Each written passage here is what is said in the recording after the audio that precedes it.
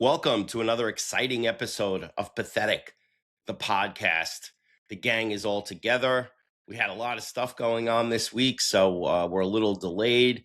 But before we even begin, if you're watching, I want you to click the like button. If you can subscribe, that would be great. And that's whether you're watching it on YouTube or you're listening.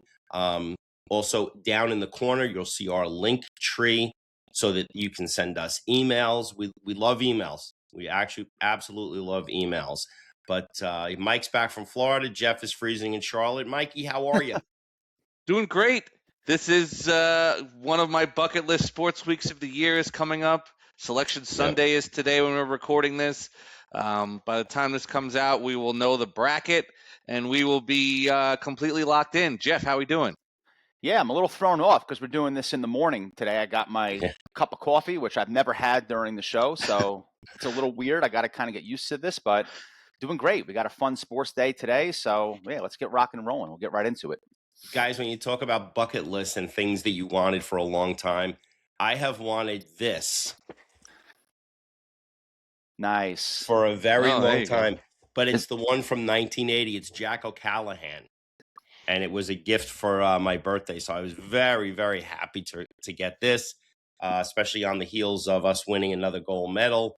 And, and now we've got in the WBC. WBC is interesting, guys. I was not that into it. But now when you look at Japan is out as of last night, which is amazing. Puerto Rico is out. And I think you're looking, I was going to say the two best teams, but I think Italy might, have something to say about that. We've got Italy and Venezuela, right? Correct. And then we have the United States and DR. And quite honestly, I think the DR game is going to be a tough game. United States has a really tough path to get to the goal, right? Mikey, have you been watching it? Yeah, absolutely. I mean, shout out to the Paisans. I mean, we kind of poo-pooed them as a team when we were talking about this before, but as per us usually, we poo-poo something and all of a sudden they are now haven't lost a single game in this tournament, which is something. So shout out to those guys. USA has looked very, very strong. They would have won all their games had they not realized that they were not qualified for the final. So DeRosa is already looking like a complete buffoon because he's an idiot. He didn't realize that, I thought we were already qualified. That's why I didn't really put out a strong lineup, and we were pitching, minor league guys and everything else. Newsflash, buddy, Italy's won all their games, so you have to win to get in. So thank goodness for Italy doing its part against Mexico, and they still have a chance here. And I agree. I think that the DR game is going to be very, very tough. That team is very loaded. But think about it, so is the U.S. team. I mean, their pitching is probably not as stacked in terms of, everyone down the line in terms of the bullpen because none of the starters are really going, 6 innings or 7 innings at this point. They're all still in spring training mode. So you really have to have a really deep bullpen to get through these games. So a little bit of an edge to DR with that. But, hey, USA's on a roll right now. I think we won. Did we win the sled hockey gold medal in the Paralympics? I think we did against Canada. So I couldn't tell you, Mike. I'm sorry. I saw that they were touting it as the seeded rivalry game between USA and Canada for the gold medal. That's terrible. So, but yeah, it's been great. Jeff, what are we thinking? Yeah, I really wasn't into it in the beginning, and we talked about this last week, right? I want to wait till it's the Final Four, if you will, right? The 4 nations of this particular sport. And it's exciting now, man. I mean, this is going to be a fun game. I'm looking forward to it. But you're right. I mean, we definitely have our work cut out for us. I mean, you look at this lineup for the DR, Tatis Jr., Marte, Soto, Vlad Jr., Manny Machado. I mean, that is a buzzsaw to get through, 4 times in a game for any pitcher. But, you look at our lineup too. It's I don't want to say just as stacked, but it's pretty damn stacked with Witt, Harper, Judge, Schwarber, Bregman. So this is going to be a great game. I love the fact that Skeens is pitching. I'm pumped to see that. I think that's going to give us a nice little edge. But, Mike, you mentioned the manager. one guy that I think you guys have to keep an eye on next year to get a job is going to be Francisco Cervelli. First of all, the fact that he's serving espresso in the dugout is That's the fantastic best. enough for me. I Like love that, that. if you put that, like that should be on your resume if you're a baseball manager, just for, just something different, right? But look what he's done, man. I mean, he's doing a really good job. And Italy has talent, there's no question. But you got to give this guy a lot of credit. And I think he's going to be heavily looked at next year for a managerial position. There's no question about it. But I'm excited, man. I'm excited. Hopefully, U.S. gets the win. And, we get another, I don't want to say gold medal, but another U.S. victory within a calendar year. It'd be awesome. Yeah, that would be pretty awesome. But like you said, this is gonna be a tough one. I'm gonna be locked in tonight watching that game. And then it's almost like on the other side of the planet, we have spring training. To me, as boring as this spring training is, the most funnest thing I've seen, an interesting thing I've seen with spring training, is Bob Does Sports did a golf episode against the Mets. But listen to who participated for the Mets. It was Luke Weaver, Clay Holmes, and AJ Minter. Guys, if you haven't seen this, you need to watch it. AJ Minter they're all really nice guys.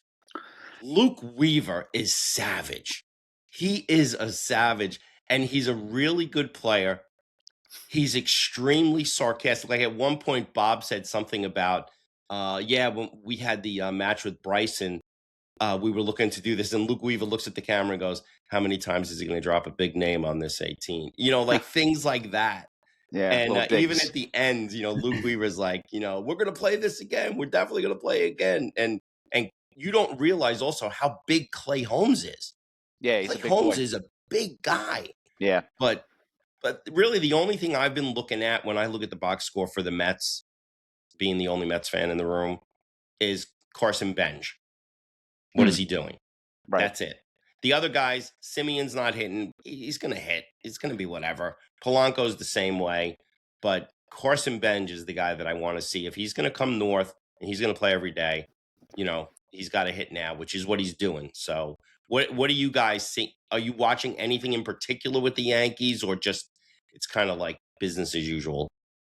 It's more business as usual. The one thing that keeps running through my mind is the fact that Dominguez and Spencer Jones are not going to be playing until maybe July in the big leagues. And I think this has to do with the mistake of the Trent Grisham deal. Why give this guy $22 million when you can elevate Spencer Jones, who, by the way, boys, he's 25 years old. Yeah. This is not a kid that's like 18 or 19 that's coming up to the big. This guy is so ready to play. And if you didn't give Trent Grisham that 22 mil, you could have brought up Spencer Jones, who I think is probably going to be better than him. I don't think there's any question about that. Yeah. And maybe you could have allocated that 22 million towards maybe getting a Tatis Jr., right? Or I'm sorry, not Tatis Jr., Peralta, right? Who you guys got? Yeah. Maybe getting, I don't know, Edwin Diaz. Maybe we would have had money for him. Maybe he'd want to come across the river. So that's the one thing that drives me nuts about this spring training is seeing how good Spencer Jones is.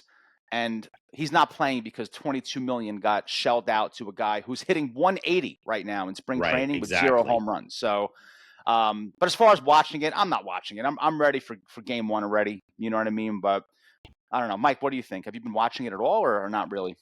No, not particularly. The biggest thing for spring training is if you are a seasoned guy like a Grisham, like a Stanton, like anyone who's done well in the majors, it's not necessarily about your stats in spring training. It's just about getting your reps in, getting your timing right, and all of that. So I don't care what anybody's stats look like if you're an older guy in spring training, because everyone preps a different way in terms of getting their timing right.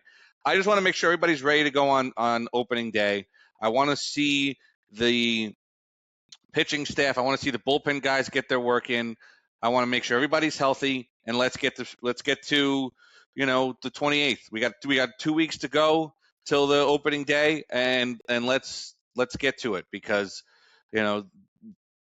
thank God for this World Baseball Classic that actually has some meaningful baseball, because right now we would just be sitting here twiddling our thumbs, watching spring training with by the time you get to the end of spring training, these guys are not playing much. They're getting their couple of at bats in, and they're relaxing and doing their stretching and working out and everything else. So Yep. You know what's funny though about spring training, Mike? When I was a kid, I remember watching every spring training game that I can possibly watch that was on TV. And when like you had a Sunday afternoon and it's raining in Florida and the game is rained out, you're like, what am I gonna do today? It's crazy the way things have changed, you Yep. know? But also back then spring training was different. They really did have guys fighting for jobs and doing stuff a lot differently. But I was shocked that Spencer Jones got sent down. I was shocked. Yeah. Spring training today is basically just practices that are televised, right? Yeah. They're pretty much scrimmages at this Yep. point. It's fun day one because you're like, oh, nice, baseball's back. We all watch the game. Maybe we'll watch the second game, but then Right. after a while, it's like, okay, we get the picture. Let's get the show on the road. But I do think that Spencer Jones will elevate this year because I'm not a fan of Trent Grisham, and I think he's going to be a lot less than what he was last year, which is going to force, because the Yankees will still be in it, even with Trent Grisham. Yeah. I think it's going to force Cashman and Boone's hand to elevate him, maybe within a couple of months. Who knows? But is it his mustache that you don't like mostly about him? Yeah. Yeah, right. It creates there's something about, because I saw him without the mustache. porn. Yeah, I saw him without the mustache. I'm like, yeah, he looks like a ball player. With the mustache, he does. He looks like buck naked. Right? Every time I see, what his walk-up music should be? But thank God during spring training, the one sport that will always bail us out and keep us riveted is NFL. And in this case, it's NFL free agency. Now, everybody knows Mike and I are the diehard Jet fans. So I want to go to Jeff first. And Jeff, I don't want you fawning over Harbaugh again, okay? No, but seriously, I want to know what do you think so far about free agency? What excited you the most, and what made you go, what they do? All right, I just got to adjust my script because I was going to fawn over Harbaugh. So give me 1 second. No, but honestly, this is the Harbaugh show. I mean, he's basically bringing Ravens that he likes over to the Giants. There we go, Mike. Right? Outside of a few other guys, but yeah, listen, I think so far they've done a good job. I think the Isaiah Likely signing is huge. Dart is very good at utilizing the tight ends. The numbers don't show that because we have tight ends that drop the ball every other pass. Now we have a sure-handed guy, a very young guy who's 24 years old, who could be a guy that's here for a long time, and he's going to be good in the red zone, right? So that was a great pickup. The Tremaine Edmonds signing, we needed a linebacker. I love that pickup. They just got Darnell Mooney on a 1-year deal. A lot of money they gave him, but he's a solid receiver. So I think that could work out very well. But I got to tell you, the underrated signing for the Giants, and I know you might laugh at this. Stout, the punter, who's a top punter in the league, and we had a bottom punter in the league. And you guys know football well enough. These games are decided based on field position. Yep. Right? So if we have a guy now that can actually pin teams back within the 15-yard line consistently, as opposed to Gillen, who basically just either had a touchback or a muff or a shank punt every time. I mean, look at the Giants last year. How many close games did they lose? Right? And 9 times out of 10, you lose close games because of field position. So I thought the punter was a great signing. Now, the one problem with the Giants, which has to be addressed, and I think he will address it in the draft, our defensive backs stink. We have nobody. Right? We lost Cordell Flott, which that's a part of free agency. I don't blame the Giants for that. But they probably could have re-signed him, and I think they should have because he's a young kid with a lot of potential. But the Giants have no defensive backs, right? So that really implores me to think that they're going to get Caleb Downs with the first pick so they have somebody back there because right now we have nobody. So that concerns me a lot. But overall, I mean, I think the Giants did a really, really good job in free agency so far. I really do. What do you guys think? Did you follow the Giants much, Mike, on the free agency front? Yeah, I mean, they're doing what they need to do to build this team the right way. And like Jeff said, in Harbaugh, we trust at this point. Kind of like in Moughey, we trust for the Jets, which we'll get to in a minute. But, you got to let Harbaugh do his thing. That's why you bring him in for is to set this thing up the right way and do it the way he wants to. So as long as he can do that, you let him do his thing, and this team should be markedly better than what their record was last year when it comes to that. So, See, Uncle I Ted, also don't think they're before we get finished. to you, I got to say one thing real quick. I'm sorry, I forgot to say this. The Evan Neal signing. I saw a lot of Giant fans crying, flipping out. Dude, they signed him to a 1-year deal at the league minimum. Mm-hmm. They can cut him tomorrow, and it's not really a loss, right? So Right. there is no. I actually like the fact they brought him back because, listen, maybe Harbaugh's new coaching staff can find a way to maybe resurface what he could have been. I don't think it's going to happen, but maybe it will, right? But it's not like they gave him a 4-year extension. They gave him a 1-year deal at the league minimum. So I have zero problem with bringing back Evan Neal for one more year. But I'm sorry, Uncle Teddy. Go ahead. No, you're right. And honestly, I think that what the Giants did was very unspectacular things, just like the Jets. They were unspectacular, but they were things that build a football team. Right. Whereas in the past, both teams would try to go out and make that big splash, and 9 times out of 10, it never worked out Because they weren't ready. They weren't, and I think the Giants are a better football team now. Yeah, you're right. They're going to work on their defensive backfield. You know that's going to happen. They're not going to listen. There's going to be a lot of stuff that happens between now and the draft. A lot. I think you're going to see a lot of guys get traded. I think some guys are going to get cut. There's going to be some things going on. So I mean, we're not anywhere near finished with big NFL news. Mike, as a Jet fan, I don't see many things that Moughey, to me, did wrong in this free agency. What is your feeling about everything that you've seen? So you guys have seen this in my text messages, and my response for everything that's happened this season is going to be this until further notice. It has to be better than last year because it can't get any worse than that. So whoever they bring in, it's going to be remarkably better than what you did last year. So, Geno Smith, awesome, great bridge quarterback. I think that'll be just fine for us. Am I thrilled that all the Jet haters can now have one more thing to go into us on because we traded for him when they were going to get cut next week anyway? Whatever. At this point, there's nothing else you could say to me that would bother me at this point as a Jets fan. Everything's been said. So, this is rock. The end of the last year was absolute rock bottom for this franchise, especially with the way their schedule and everything broke out with the AFC last year. There's no reason why this team couldn't have done something if they had any sort of reasonable basis. And if you fire all your coaches, you basically bring it down to the studs, and you're going to build this thing back up again. And Moughey's looks like he's doing what he needs to do that at this point. So, yeah, I mean the guys they got. I mean when you look at the names, so they got Joseph Asai. The one I'm excited about is Kingsley Ngabare from Green Bay. I love Demario Davis coming back, as they said. And you know what's funny? A lot of the local guys, idiots, Craig Carton, Joe Beningo, guys like that, where they're, Geno Smith, blah, blah, blah. Oh, they're bringing this guy back. Look how much older these guys are. They have a fairly young roster, and they're bringing, as they said, adults into the room. Yep. To teach these guys. You know what the big problem last year was? Darren Moughey and Aaron Glenn and everybody else on the staff actually believed the hype of what this franchise, the players were, and they weren't. They weren't that good. And I think that's when they decided to break it down by saying Quincy's going to go, Sauce is going to go, we're rebuilding this whole thing.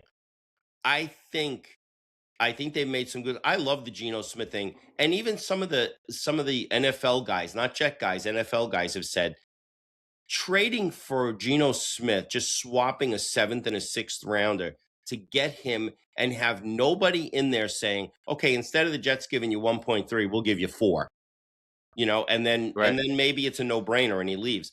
And honestly, when you look at what Pete Carroll said, and then I heard an NFL guy say he looked at the film and he said, when you look at the film, you can see that the plays that Chip Kelly was running Geno was not prepared for. Like it's almost like they prepared him for one thing and then ran a different sequence. And Pete Carroll said it. You're not going to get a better guy. Do you know 1 year ago, they were ripping the Seattle Seahawks, saying you're going to get Darnold and you're giving up Geno Smith. And now because Geno went to a team that's probably more dysfunctional than the Jets and had a crappy year, you're going to rip into Geno Smith and rip into the Jets. Yeah, I mean, good luck with that, because I think this is going to work. And honestly, I'm going to bring up one other thing, Mike, and I know you saw it, and Jeff, I know you saw it. Mike Francesa actually comes out a day or two ago when people were talking about the Jets' plan for 2027 with the quarterback. And again, there's going to be 5 quarterbacks that come out in the first round that are first round worthy and could be franchise quarterbacks.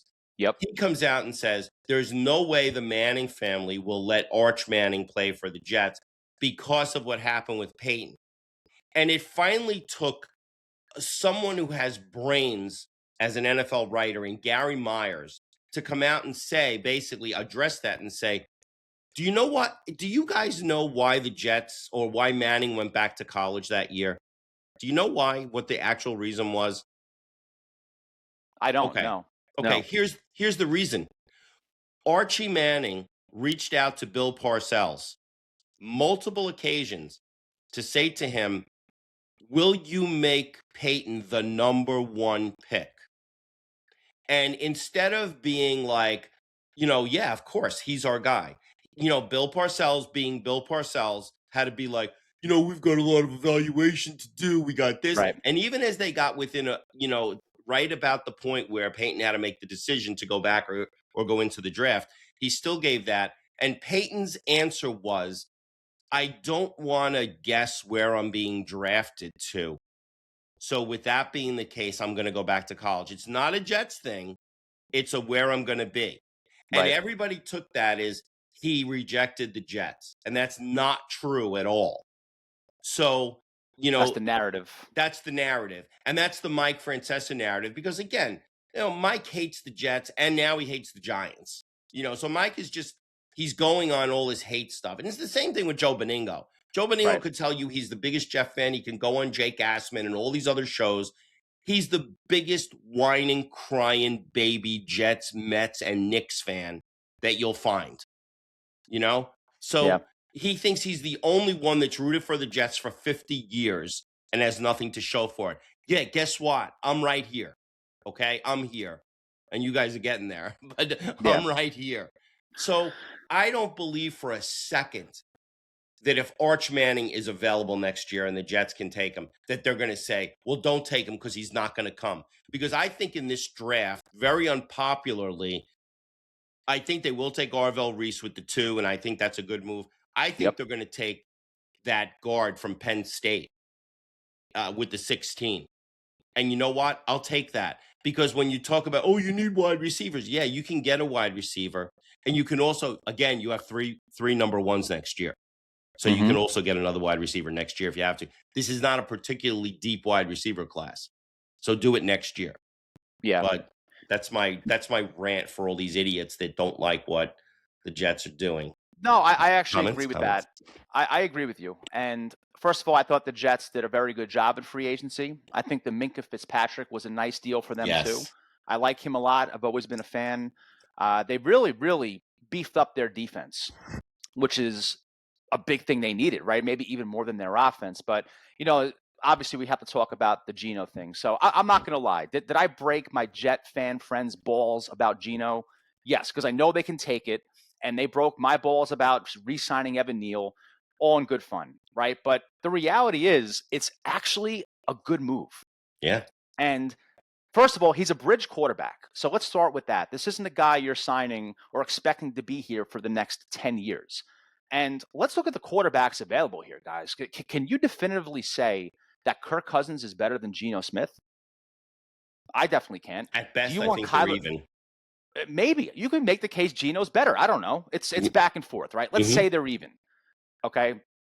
Can you say that Kyler Murray's better? Maybe. But do you want Kyler Murray in your locker room?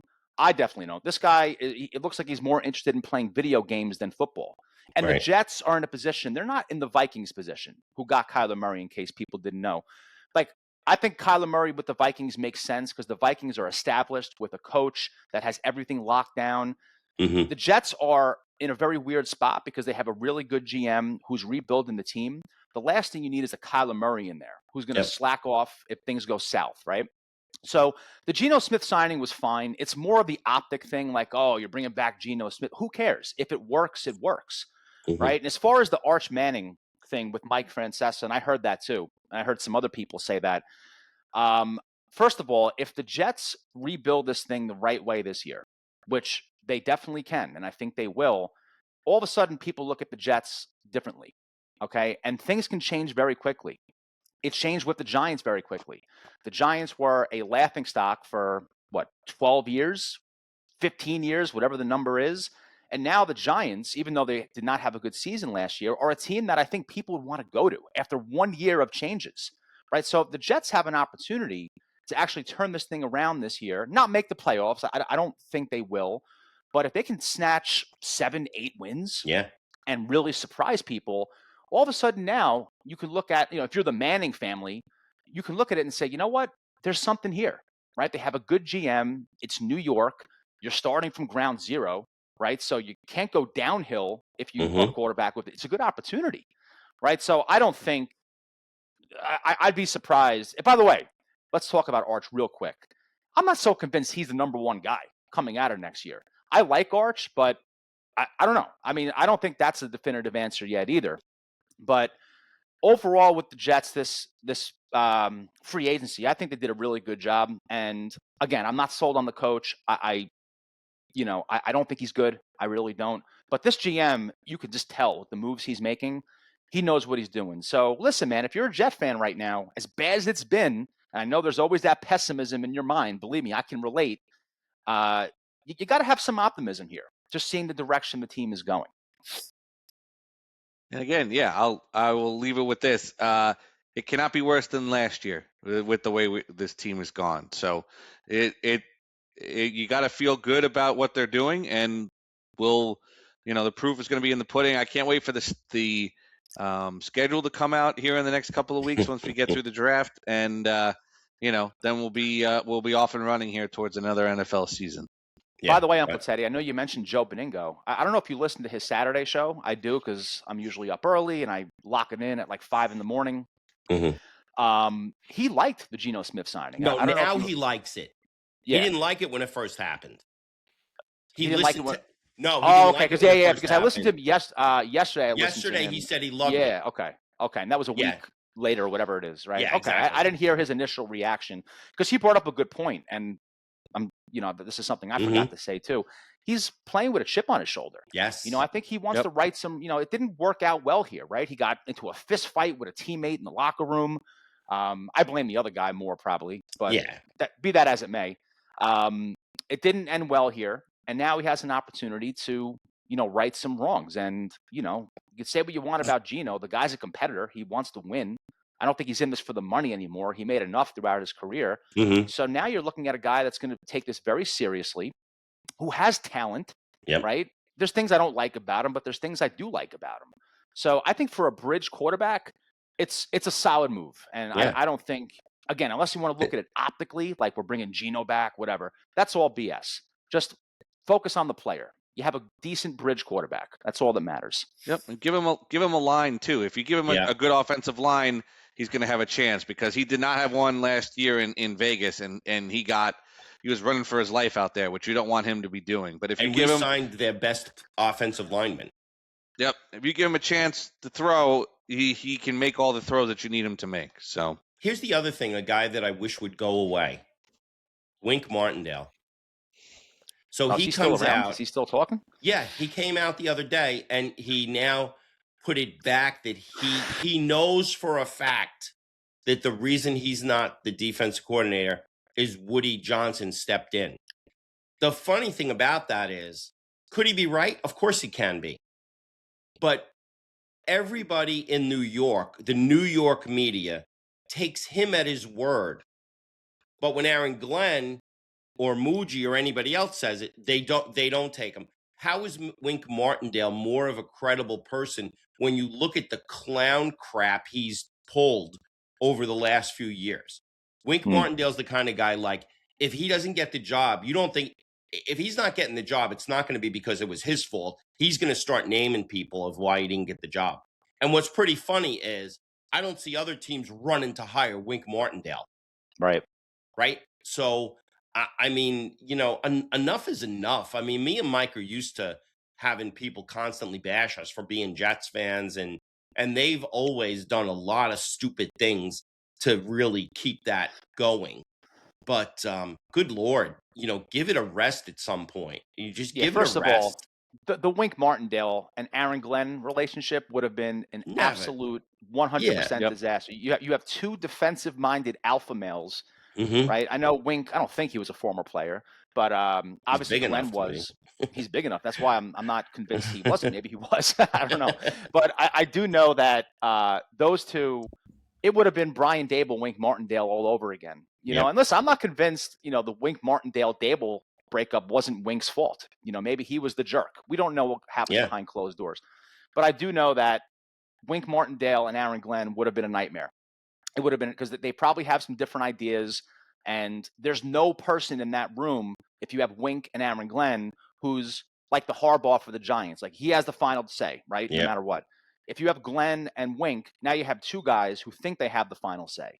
Yeah. That would have been a fight waiting to happen. So, the Wink thing, I don't even know if he said anything, because, you probably, you only know because you're a Jet fan. I don't think anybody around the country or the NFL is listening to what Wink Martindale has to say, especially, like you said, Uncle Teddy, nobody's running for Wink Martindale. The Giants could have. And by the way, the Giants, John Harbaugh has a relationship with Wink Martindale. I don't even know if he interviewed him. I don't think he did. I don't think he did. Yep. There's a reason for that, right? So, Wink Martindale has got to shut up if he's still talking, and I guess he is. So I don't want to hear from him. He did not play. He went to, it's funny, the name of his college that he went to. Oh, boy. He went to Defiance College, was the name of his college that he went to. Majoring in Defiance. Yeah, he played there, then he was a defensive coordinator there after he left school. And then became Notre Dame's assistant and, worked his way up from there. But Defiance was where he played, is the highest he played is in Defiance College. I heard they had when he was defensive coordinator, they had a big win against St. Raymond's by the Lake College with an enrollment of 8. So, jeez Louise. Guys, before we get to the mush picks, I got to ask one question about the Giants that I should have asked when we talked about the Giants. So there's been some rumors. Now, rumors are rumors. We don't know. It could be just some social media, influencer putting something out there. But there have been rumors that the Giants might draft Jeremiah Love, the running back out of Notre Dame. What do you guys think of that before I give you my thoughts? Go ahead, Mike. Do you think that would be a good move or a bad move? I mean, I don't know if it's the best move, because I think you got to let Scatterboo kind of come back and do his thing. So I don't know if that would be what I would use my draft pick on as a running back, especially early on. Maybe later on in the draft if you can get him, sure. But, early picks, you got to get linemen on both sides. You got to get a defensive back. You got to get a skill player. So I don't know if a running back is necessarily the best move there. I agree with what Mike said, but I also think you've got a quarterback, you've got Malik Neighbors, you're building your offensive line. If you throw a guy like Jeremiah Love into that offense, that's going to amp it up another level. But the issue is what you said earlier. The defensive backfield's terrible, and now you've got guys that are available that can help you big time. It might be a rough pick to sell to people, but I think as a player, I think he's going to be a better running back than Saquon. Yeah, I do. And I've seen a lot of him with Notre Dame, but I do think I agree with Mike. It would be a rough spot to pick him. But I think if you picked him after the first 5 minutes of being, why would they do this? You're going to look at film and you're going to be like, yeah, exactly. And that's what I was going to say, right? So this would not be. I did not like, and I know Uncle Teddy, you remember this, Mike. You don't even know each other when this happened. I did not like the Saquon pick. Yep. And I ended up, it ended up being true, right? It just, he didn't help us win necessarily consistently. This, I wouldn't love it, but I wouldn't hate it. Right. I wouldn't hate it because the Giants are now in a different situation than they were back when they drafted Saquon. They had Eli, who was basically done, but they thought he still had some left in the tank. Now we have a quarterback who has a lot left in the tank. We have more pieces than we did, more ready to win back when we drafted Saquon. So they are in a position where if they drafted this kid, who I think is, closest thing to a lock to being good, really good, it would make this offense extremely, not just explosive, but multiple things to worry about now, right? So if they did that, I wouldn't hate it. Wouldn't be my number one, but it's going to be a 50-50 split with Giant fans. You're going to have people screaming about it, people loving it, but I think if they draft him eventually, we'll all come to grips with it. But I guess time will tell. We'll see what they do. It's going to be interesting. It really is. Mikey, what do we have for a mush pick? We need a mush pick. We got so much stuff going on. We're 2 weeks away from baseball when we're going to get our regular picks, but we need a mush right now. All right. So before we get into this week's pick, I got to recap last week with the Danish handball. Yeah. We get 2 out of 3. We did okay. Skanderberg AGF covered the 4.5 points. They won by 6 against Nordjylland. We had everyone's favorite ex-girlfriend Frederica cover their spread against Sunderjysk. But unfortunately, Ringsted did not cover the 6.5 points. They lost by 12 to GOG Handball. So 2 out of 3. Still, if you bet them individually, you did okay. But we have picks for this week. We're going to go back to something that we've done before, the Premier League darts. As if you're not doing anything else on Thursday afternoon at 3 o'clock. If you're not locked in to March Madness like I will be, and I will probably put out something earlier in the week with my bracket predictions and maybe a couple of additional mush picks there as well. But I have a 3-person parlay for darts. I'm going to go with Michael van Gerwen plus 1.5 games against Gian van Veen. I know Michael van Gerwen very well. His entrance is electric. You got to watch it online. Just look up dart. They're like wrestling openings. It's that involved now with some of these guys, and the crowd's really into it. It's really, really good. Michael van Veen? Gerwen. Van Gerwen. Okay. This is the guy that comes out to Freebird or something. I thought there was somebody that did that. Or maybe I'm thinking somebody else. One comes out to Freebird. One comes out to the techno song Titanium, and the whole crowd goes nuts for that. There's one that comes out to something else, but Michael van Gerwen has his own chant that is like the Zombie Nation chant. It goes, "Oh, Michael van Gerwen. Oh, Michael van Gerwen," and the crowd goes nuts for it. So that's awesome. I'm going to take him plus 1.5 games against Gian van Veen. I'm going to take Luke Littler, everyone's favorite dart player, minus 2.5 games against Stephen Bunting. I'm going to take Gerwin Price minus 1.5 games against Josh Rock. All 3 of these games on Thursday the 19th between 3 and 4 o'clock. So there's usually that little bit of a window where there's a gap in some of the games. It might be, the first group of games might be done. The second group might be just getting started. So before those games get interesting, check out the darts. Mikey Mush's picks for this week. All right. So that's interesting. I actually like watching darts, so I'm going to try to see if I can catch that. When I go to London, I'm going to see if they're there because I would love to go to a dart hall in London and see an actual dart game live there and see how much alcohol consumption is actually taking place on that in that arena, because I'm sure it's probably a lot, and a lot of it by the competitors, I'm sure as well. Yeah, exactly. Well, everyone, thank you so much for joining us. This was fun after kind of everything being delayed. We have a lot of great episodes coming up for you. I can't wait for our NFL draft episode. I think that's going to be pretty awesome. But for now, please like, subscribe, email us, and have a great rest of the week. Enjoy the rest of spring training and the WBC games.